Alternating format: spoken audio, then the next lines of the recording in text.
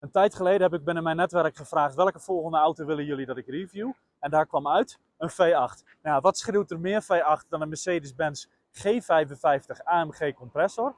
En in welk land beter een benzineslurpende V8 te testen dan Kazachstan? Het land waar er echt geen tekort is aan olie. En ik ga er vandaag die berg mee oprijden. Laten we beginnen.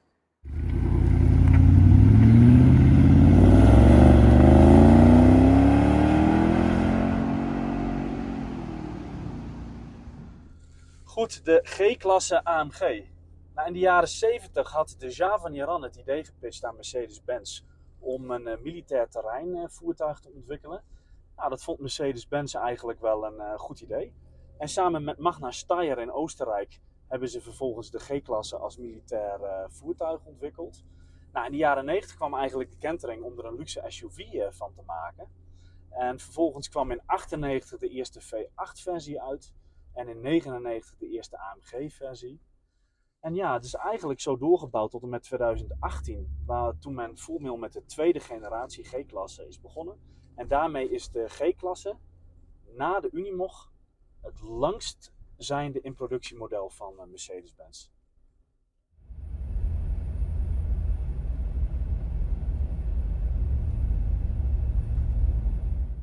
Nou, ik rij vandaag met een GAMG uit 2008. En daar zit een 5,5 liter V8 compressormotor in. En die levert maar liefst 500 pk en 700 Nm koppel. En dat is gewoon een enorme, brute, sterke motor waar je ook zit in de toeren meer dan genoeg vermogen en koppel hebt. En daarnaast ook een astronomisch verbruik. Dat is echt ongelooflijk. Maar ja goed, als je zo'n auto kan betalen, dan let je natuurlijk niet zo op het verbruik.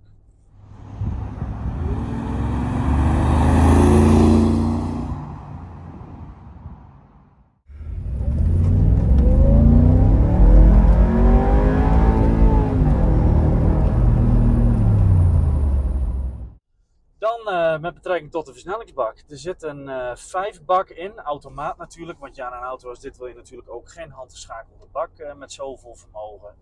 Ja, en die bak is absoluut niet verfijnd. En de 4x4 aandrijflijn ook niet.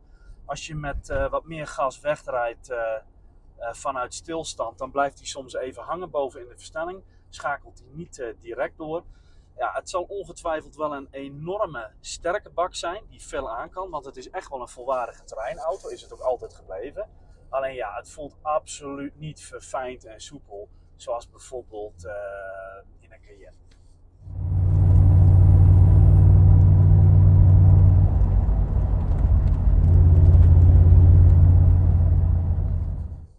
Ja, het interieur. Het is natuurlijk een redelijk dure auto. Het is een AMG. Dus ja, qua interieur is het hartstikke mooi. Ze hebben er alles aan gedaan in die evolutie van deze auto om het ondanks het design, ze wat meer traditionele legervoertuigdesign, toch een ontzettend mooi interieur te geven. En dat is het ook. Ik bedoel, de stoelen zitten fantastisch. Alle materialen voelen kwalitatief hartstikke goed. Maar het voelt ook niet enorm exclusief. Ik bedoel, de meeste onderdelen komen natuurlijk uit de parts bin van andere Mercedes'en. Je ziet wat onderdelen terug uit de C-klasse, de E-klasse, maar ook de S-klasse. Dus wat dat betreft is het een beetje een verzameling van onderdelen. Maar er is natuurlijk niks mis met die interieurdelen uit die auto's. Nou, wat me wel opvalt is dat het toch wel redelijk rammelt. Het is niet als een Lexus waar alles muisstil is. Nee, je kunt wel zeker merken dat het een doorontwikkelde auto is op basis van een legervoertuig. Want ja, het rammelt en het beweegt en het doet toch best wel.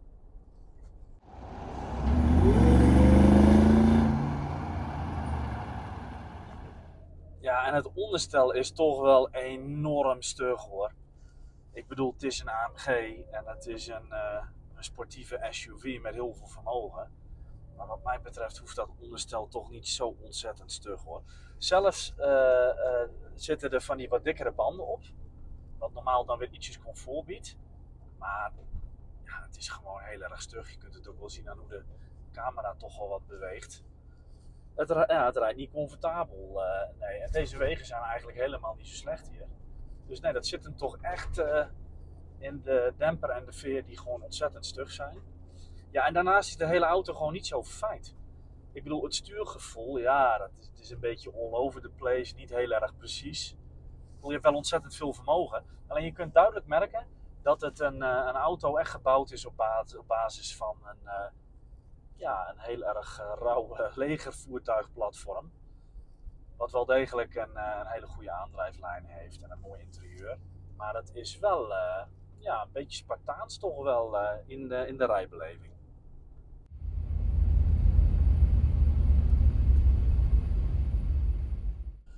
Ja, ze zijn natuurlijk best wel duur geworden, deze auto's. En de vraag is dan, ja, als het toch wel een redelijk oncomfortabele auto is, waarom zijn die auto's dan zo populair? En ik denk dat dat precies is wat de G-klasse zo uniek maakt. Want waar je ook komt ter wereld, op ieder continent, iedereen vindt een G-klasse stoer. Ik bedoel, het is gewoon een hele gave auto. En ik denk omdat dat komt door het design. Het heeft natuurlijk een legervoertuig uiterlijk. En dat uiterlijk is amper gewijzigd over al die jaren dat de auto in productie is.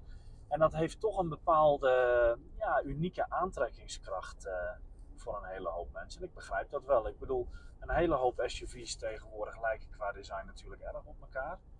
Ja, en deze auto heeft gewoon dat stoere, legerachtige, unieke, boxy design.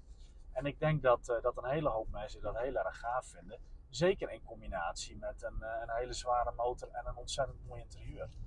Dus het is een heel erg stuk beleving dat je koopt. En het is gewoon stoer. Nou, ik kon helaas niet helemaal de berg oprijden, want ze hebben de bergpassen afgesloten vandaag. Maar hoe dan ook hebben we vandaag geleerd dat je heel erg goed met een G55 AMG een berg op kan rijden. En je kunt er ook prima boodschappen mee doen. Maar het is natuurlijk helemaal geen rationele praktische SUV. Het is een auto die je koopt vanwege het imago en het design en het unieke in vergelijking met de concurrentie. En het is natuurlijk een enorme, snelle, stoere SUV met een heel erg uniek gevoel. En ik denk dat het daarom altijd een legende zal blijven. Vanuit de grens met Kirgizië en Kazachstan, tot de volgende keer.